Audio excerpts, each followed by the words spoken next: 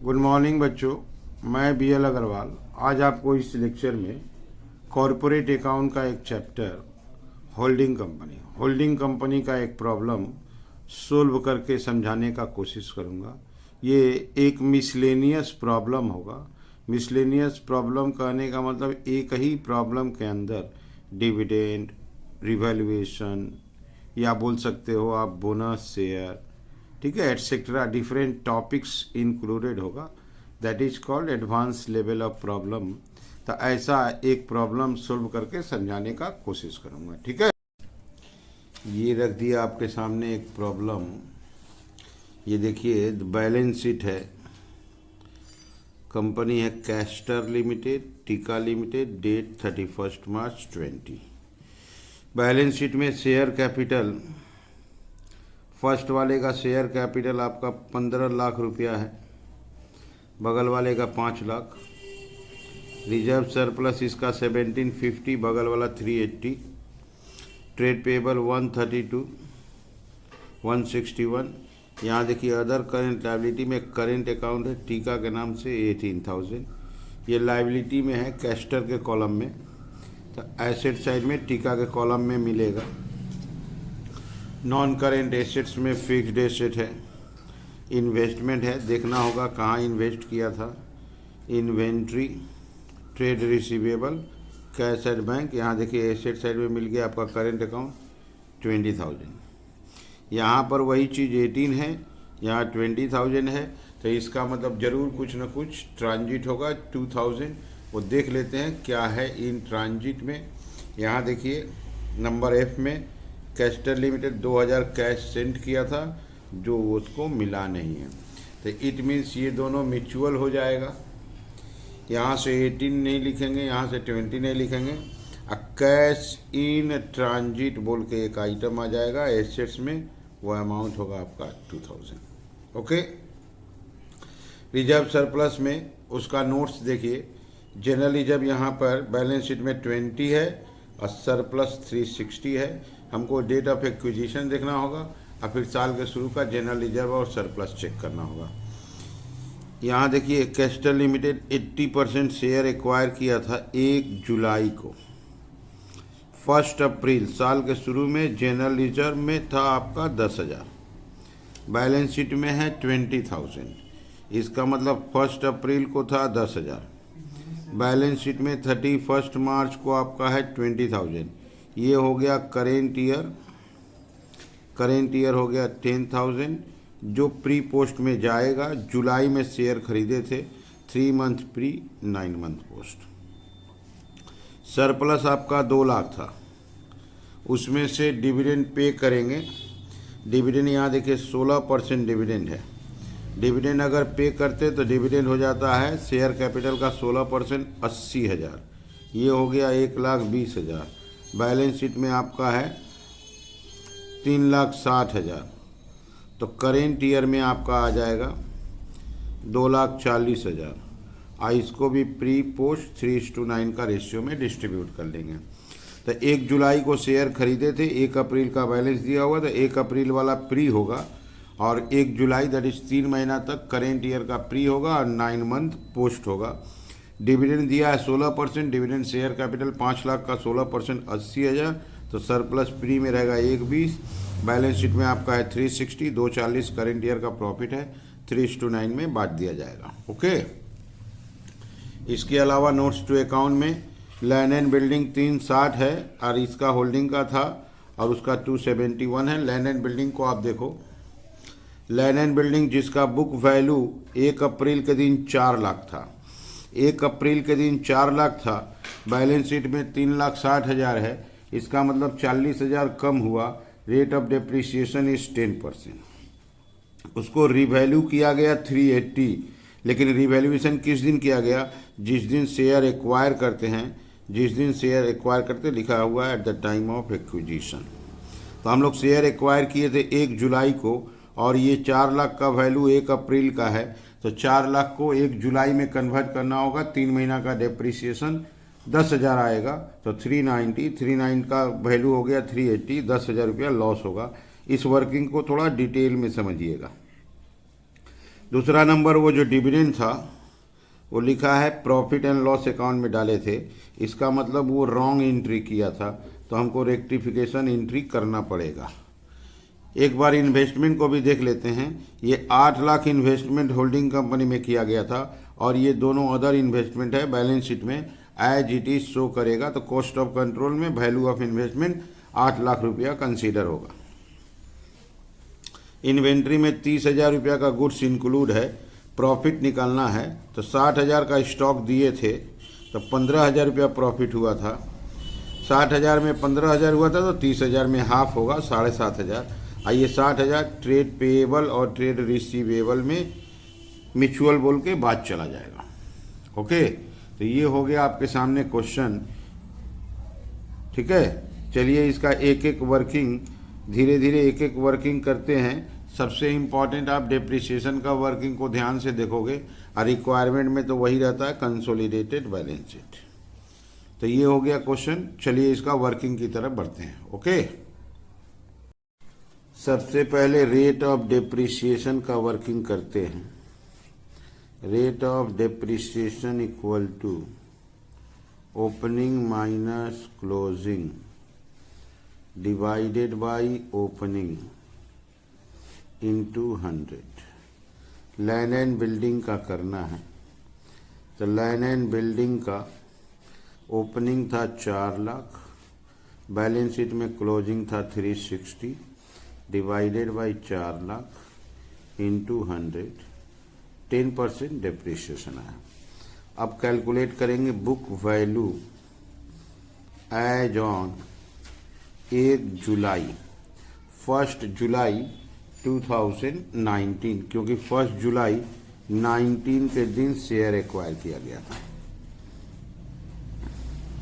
Book value as on 1 अप्रैल 19 में उसका 4 लाख था।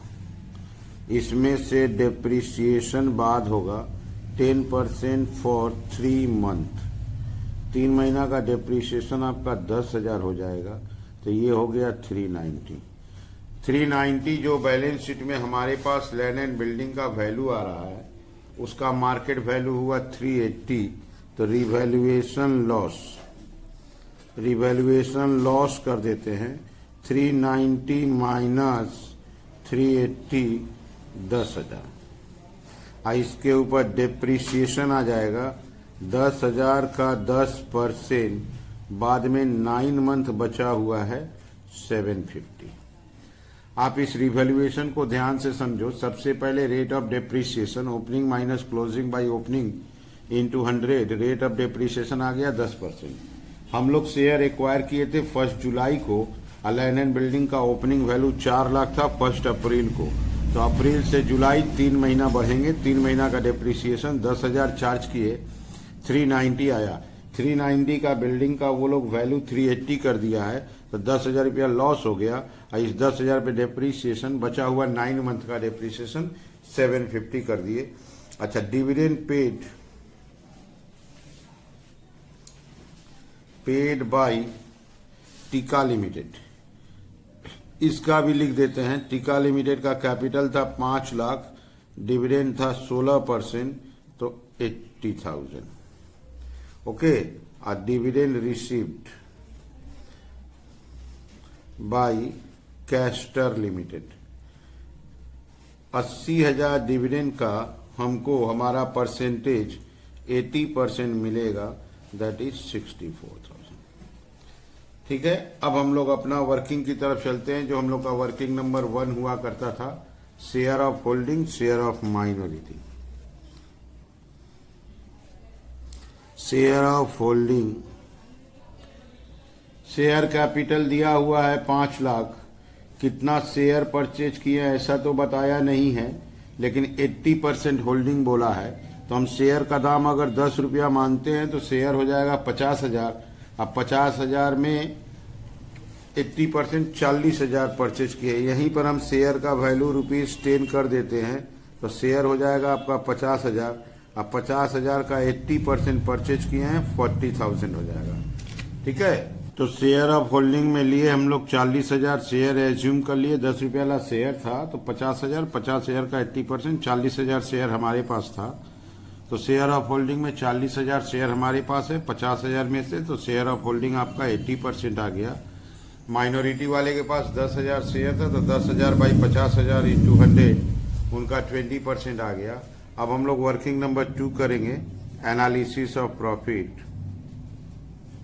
एनालिसिस ऑफ प्रॉफिट में एक कॉलम देते हैं प्री और एक देते हैं पोस्ट। सबसे पहले जनरल रिजर्व। जनरल रिजर्व आपका 1 अप्रैल 19 को जनरल रिजर्व में 10,000 था और जबकि बैलेंस शीट में 20,000 है, तो 10,000 जो जनरल रिजर्व ओपनिंग था वो पूरा प्री होगा। और करेंट ईयर में जो 10,000 का ग्रोथ हुआ वो 3:9 का रेशियो में डिस्ट्रीब्यूट कर देंगे, 2,500, 7,500। इसके अलावा आपको सरप्लस देखते हैं। 1 अप्रैल 19 को सरप्लस में आपका था 2 लाख रुपया, इसमें से डिविडेंड दिया गया, इसमें से माइनस करते हैं डिविडेंड का अमाउंट कैलकुलेट किए थे 80,000, तो ये हो गया 120। और जबकि बैलेंस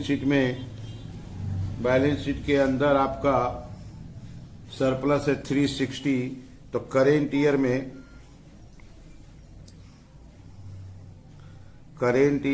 3:9 में डिस्ट्रीब्यूट होगा। तो करेंट ईयर हमको देखना होगा, यहाँ 120 है या बैलेंस शीट के अंदर, जबकि आपका 360 है तो 240 हो गया।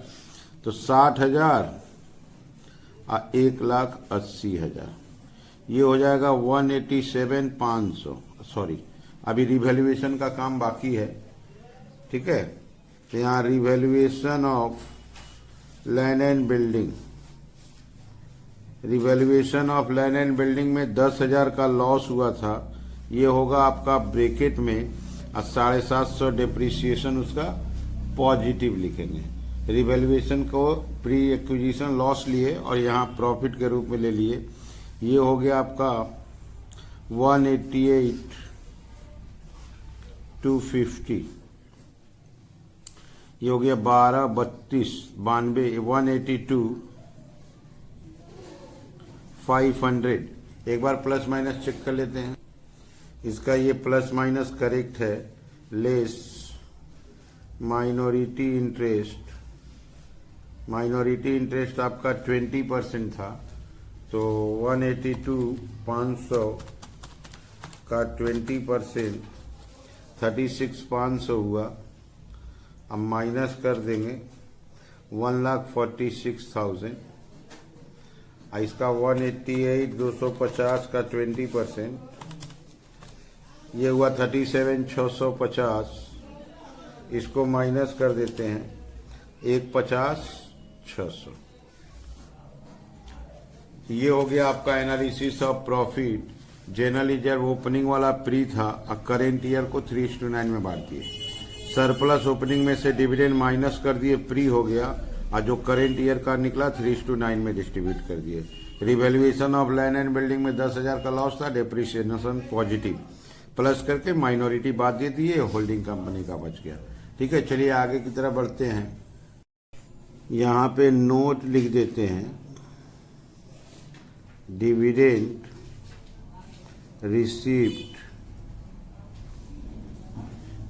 रिसीव्ड को लेके नोट लिख देते हैं। Dividend received ₹64,000 by castor limited out of pre acquisition profit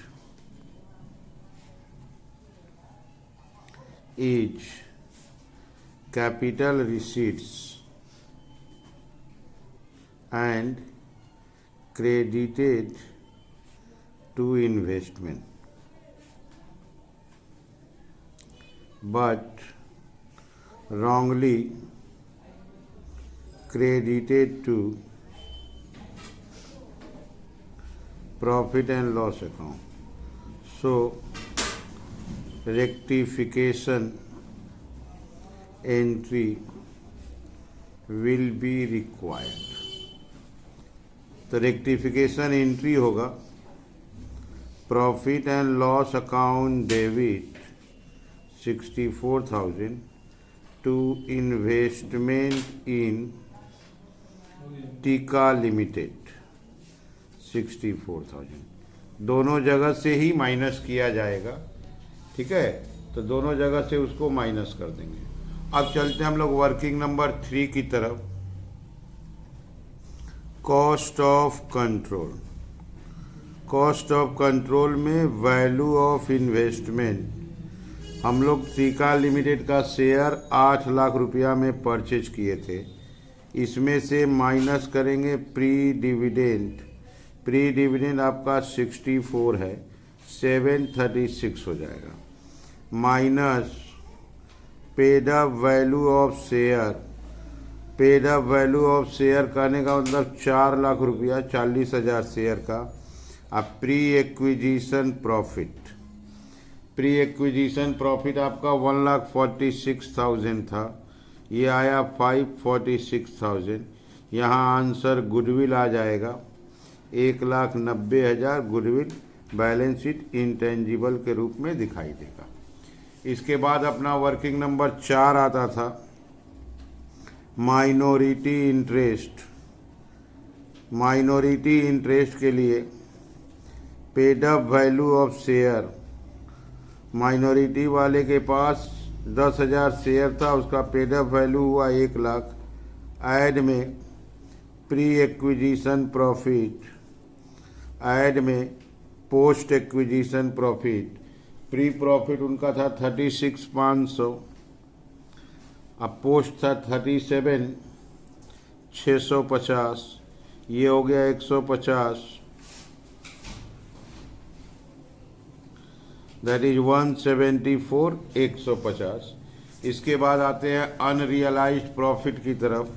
working number 5 unrealised profit. 15,000 रुपया प्रॉफिट हुआ था, तो स्टॉक था 60,000 का, आज स्टॉक 30,000 का है, तो अनरियलाइज्ड प्रॉफिट 7,500। और एक वर्किंग यहाँ हो जाएगा कंसोलिडेटेड। कंसोलिडेटेड जनरल रिजर्व, हम लोग का अपना जनरल रिजर्व था, होल्डिंग कंपनी का अपना जनरल रिजर्व था आपका 9,50,000। इसमें ऐड करेंगे पोस्ट एक्विजिशन 7,500 का 80% 6,000, ये हो जाएगा 956। 7,500 का 80% कैसे होगा समझ लीजिए। पोस्ट कॉलम में देखिए जनरल रिजर्व 7,500 है, होल्डिंग का शेयर 80% है 6,000, और सरप्लस का वर्किंग करेंगे तो 150,600 से 6,000 रिड्यूस कर देंगे। ओके, चलिए चलते हैं नेक्स्ट वर्किंग की। वर्किंग नंबर 7 करते हैं कंसोलिडेटेड सरप्लस। कंसोलिडेटेड सरप्लस में होल्डिंग कंपनी का अपना सरप्लस आपको देखना होगा 8 लाख रुपया था। इसमें आएगा प्लस करेंगे पोस्ट एक्विजिशन, बात हुआ था 150, 600 से 6,000 कम कर देंगे, ये हो जाएगा 144,600, माइनस करेंगे unrealised. Unrealised profit 7,500। Pre dividend, pre dividend आपका 64,000, वो भी माइनस होगा, ये आपका रिजल्ट आ जाएगा, ठीक है। ये आपका आ गया 873,100। अब इसके बाद नोट्स टू अकाउंट लगेगा। Notes to account balance sheet बनाने में हेल्पफुल होता है। एक नोट्स टू अकाउंट कर देते हैं आपको रिजर्व एंड सरप्लस का। रिजर्व एंड सरप्लस में अगर आपको याद हो तो जनरल रिजर्व आपका आया था, जनरल रिजर्व 9,56,000 था, और सरप्लस आया था, सरप्लस आपका 873,100, ये हो गया आपका 109, 12, 1829 100। अच्छा, इसमें और एक कर देते हैं फिक्स्ड एसेट टेंजिबल का, fixed assets tangible, tangible fixed assets का बात करते हैं। Land and building, land and building का अगर हम ध्यान दें तो land and building holding company का 1030 था और सब्सिडियरी का 360 था, दोनों प्लस होगा। रिवैल्यूएशन का 10,000 माइनस है, 750 डिप्रिसिएशन प्लस है, तो ये हो गया आपका 1390, 1380 750। इसके अलावा मशीनरी था, दोनों प्लस करके लिख लेंगे।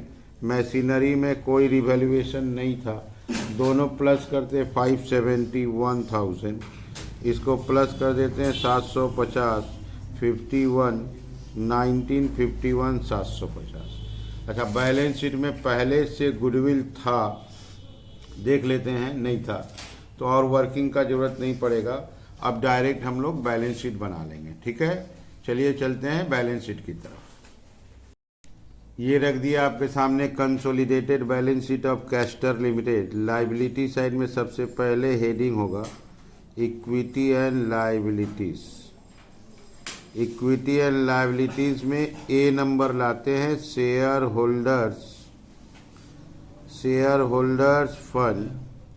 और शेयर होल्डर फंड में शेयर कैपिटल जो होगा होल्डिंग कंपनी का लिखा जाता है, सब्सिडियरी कंपनी का शेयर कैपिटल एलिमिनेट हो जाता है, तो होल्डिंग कंपनी का शेयर कैपिटल आपका 15 लाख था। 2 नंबर में लाते हैं reserve and surplus. Reserve and surplus का हम लोग नोट्स बना दिए थे, नोट्स टू अकाउंट से रिजर्व एंड सरप्लस को ले लेंगे। Reserve and surplus 1829 100। इसके बाद बी नंबर लाते हैं non current liabilities. Non current liabilities balance sheet में था ही नहीं, उसको डैश दे देते हैं। सी नंबर लाते हैं करेंट लाइबिलिटीज़। करेंट लाइबिलिटीज़ में हमको देखना होगा, करेंट लाइबिलिटीज़ में आपका ट्रेड पेएबल्स था, ट्रेड पेएबल्स में दोनों को प्लस कर देंगे। अब म्यूचुअल के नाम से 60,000 माइनस करना है, 132,000 प्लस 161,000, अब माइनस आपका 32,000, ये हो गया, सॉरी माइनस 60,000, ये हो गया आपका 293, दैट इज 233,000। अच्छा, करेंट अकाउंट बाद चल जाएगा, कैश इन ट्रांजिट कैश में ऐड हो जाएगा। इसी घर में माइनॉरिटी इंटरेस्ट को ले आते हैं, माइनॉरिटी इंटरेस्ट वाला को करेंट लायबिलिटी में ही रखते हैं। माइनॉरिटी इंटरेस्ट आपका आया था, माइनॉरिटी इंटरेस्ट था 174,150, 174,150। इसको एक बार यहीं पर प्लस करके टोटल कर देंगे। ओके, देखते हैं इसका टोटल कितना आ रहा है।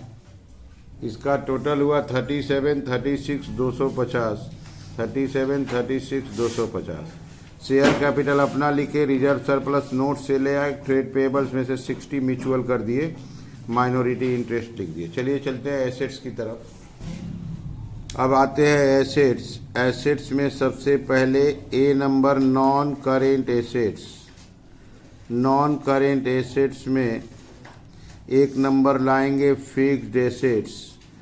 फिक्स्ड एसेट्स के अंदर में आएगा टेंजिबल। क्वेश्चन में हम लोग टेंजिबल का नोट्स बना लिए 1951,750, 1951,750। इसी जगह आएगा इनटेंजिबल। हम लोग का कॉस्ट ऑफ कंट्रोल में गुडविल आया था, गुडविल को ही यहाँ पे लिखेंगे। 1,90,000 आया था, 1,90,000। अच्छा, सारा इन्वेस्टमेंट कंप्लीट ख़त्म नहीं हुआ था, अदर इन्वेस्टमेंट के नाम से बाद बाकी को लिख देंगे। होल्डिंग कंपनी में जो इन्वेस्ट किए थे वो कैंसिल हो गया, अदर इन्वेस्टमेंट आपका बच जाएगा 1,65,000। दोनों कंपनी के घर में थोड़ा थोड़ा है, उसको लिख दिए, 165 हो गया। अब आते हैं हम लोग current assets, B number current assets. Current assets के अंडर में ले आते हैं एक नंबर इन्वेंट्री। इन्वेंट्री में वो प्रॉफिट माइनस होगा 7,500, इन्वेंट्री दोनों प्लस करेंगे 340 और 2,02,000, 340 प्लस 2,02,000 अब माइनस 7,500 माइनस हो जाएगा, ये हो गया 542, 534,500। इसी जगह लाएंगे ट्रेड रिसीवेबल को। ट्रेड रिसीवेबल से 60,000 म्यूचुअल माइनस करना है। ट्रेड रिसीवेबल आपका था 6 लाख, अब प्लस 138,000, उसमें से म्यूचुअल माइनस करना था 60,000, तो ये हो गया 738, 738 से आपका 60,000 गया 678। ओके, अब आते हैं यहाँ पर cash and bank. Cash and bank दोनों प्लस करेंगे, अब प्लस कैश इन ट्रांजिट 2,000 को यहीं रख देंगे। कैश एंड बैंक 2 लाख था, अब प्लस 15,000 था, अब ट्रांजिट का 2,000 प्लस कर देंगे, तो ये हो जाएगा 217,000।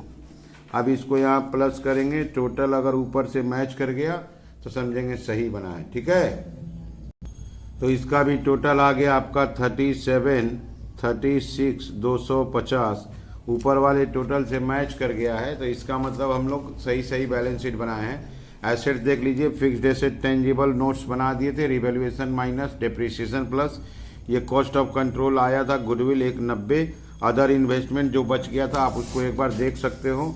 इन्वेस्टमेंट में ये 8 लाख इन्वेस्टमेंट कंसीडर किए हैं, अदर इन्वेस्टमेंट ये जो था 165, दोनों प्लस करके 165 ले लिए। ठीक है, इसके अलावा आपका इन्वेंट्री से 7,500 अनरियलाइज प्रॉफिट माइनस हुआ है, ट्रेड रिसीवेबल से म्यूचुअल का 60,000 माइनस हुआ है, और एक इंपॉर्टेंट चीज कैश एंड बैंक में कैश इन ट्रांजिट प्लस कर दिए, टोटल मैच कर गया। ठीक है, आप लोग वीडियो को पॉज करके क्वेश्चन को लिखिए, मेरे साथ धीरे धीरे सोल्व कीजिए, देखिए आपको 100% समझ में आ जाएगा। ठीक है, ओके, थैंक यू, बाय।